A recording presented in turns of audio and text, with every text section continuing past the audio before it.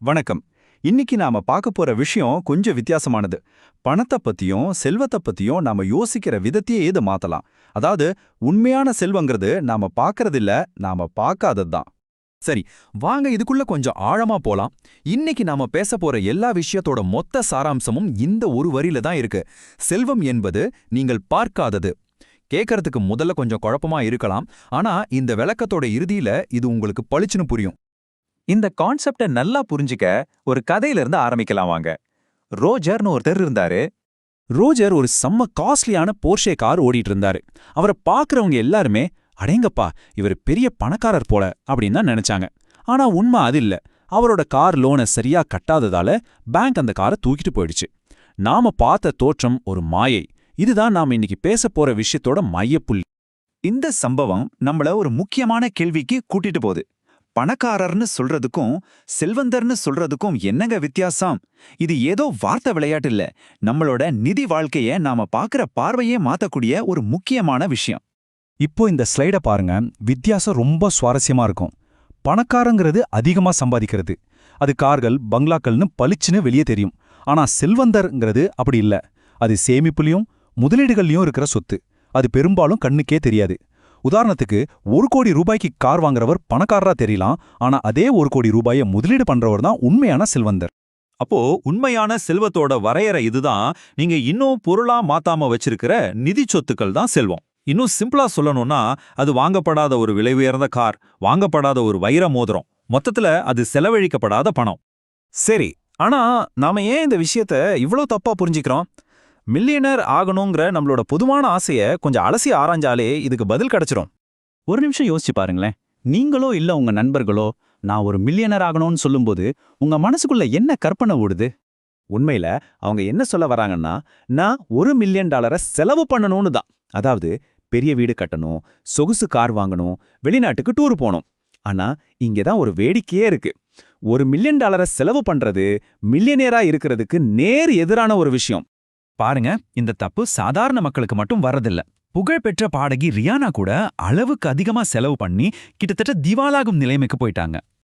அப்போ அவங்களோட நிதி ஆலோசகர் கோர்ட்ல இப்படி காமெடியா சொன்னாராம்.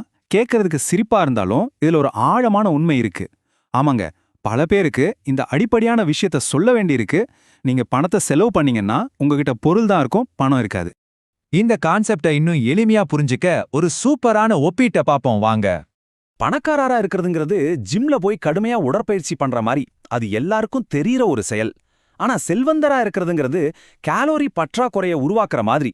அதாவது நீங்க சாப்பிடுறத விட அதிக கேலோரிகளை எரிக்கிறது. இது கண்ணுக்கு தெரியாத ஒரு ஒழுக்கம், ஆனா அதுதான் உண்மையான பலனை கொடுக்கும். யோசிச்சு பாருங்க, நீங்க ஜிம்ல 1 மணி நேரம் வேர்த்து விறுவிறுக்க ஒர்க் அவுட் பண்ணிட்டு வெளியே வந்து ஒரு பெரிய பீஸாவை சாப்பிட்டா என்ன ஆகும்? செஞ்ச உழைப்பு மொத்தமும் வீண் தானே? அது மாதிரி தான் எவ்வளோ அதிகமா சம்பாதிச்சாலும் அதை விட அதிகமா செலவு பண்றதும். ஆக முக்கியமான பாயிண்ட் இதுதான். செல்வம்ங்கிறது அந்த பீட்சாவை வேணான்னு சொல்றது, உங்களால வாங்க முடிகிற ஒரு பொருளை வாங்காம இருக்கிறது. அந்த ஒரு சின்ன ஒழுக்கம்தான் காலப்போக்கில் பெரிய செல்வமா மாறுது. இப்போ அடுத்த கட்டத்துக்கு போலாம். செல்வம் இப்படி கண்ணுக்கு தெரியாம இருக்கிறதால வர்ற மிகப்பெரிய பிரச்சனை என்ன தெரியுமா? நாம மனுஷங்க மத்தவங்கள பார்த்து தான் நிறைய கத்துக்கிறோம். ஆனா உண்மையான செல்வம் கண்ணுக்கே தெரியாதப்போ நாம யார பார்த்து கத்துக்கிறது? பளிச்சுன்னு தெரியற பணக்காரங்களை பார்த்து காப்பி அடிக்கிறது சுலபம். ஆனா உண்மையான செல்வந்தர்களை கண்டுபிடிக்கிறது ரொம்ப கஷ்டம். ரொனால்ட் ரீடுங்கிற ஒருத்தரோட கதையை கேளுங்க. அவர் ஒரு சாதாரண துப்புரவு தொழிலாளி. ஒரு பெட்ரோல் பங்க்ல வேலை செஞ்சாரு. ஒரு பழைய காரை தான் ஓட்டிட்டு இருந்தாரு. எப்போதுமே ரொம்ப சிம்பிளான உடையில தான் போட்டிருந்தாரு.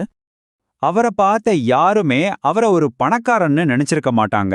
அப்படிப்பட்ட ஒருத்தர் அவர் இறக்கும்போது அவர்கிட்ட எவ்வளோ பணம் இருந்திருக்கும்னு நினைக்கிறீங்க? சும்மா ஒரு கெஸ் பண்ணுங்களேன். நம்ப முடியுதா? $8 மில்லியன். இந்திய மதிப்புல கிட்டத்தட்ட 66 கோடி ரூபாய். அடேங்கப்பா! அவரோட செல்வம் மொத்தமும் முதலீடுகள்ல மறைஞ்சிருந்தது. யாரு கண்ணுக்கும் தெரியல. இந்த ஒரு கதை நாம இவ்ளோ நேரம் பேசின விஷயத்துக்கு ஒரு சரியான உதாரணம். சரி, செலவே பண்ணாத செல்வம் எதுக்கு பயன்படும்? இப்படி கண்ணுக்கு தெரியாம பணத்தை வச்சிருக்கிறதால என்னதான் பிரயோஜனம்? இது ஒரு நியாயமான கேள்விதானே.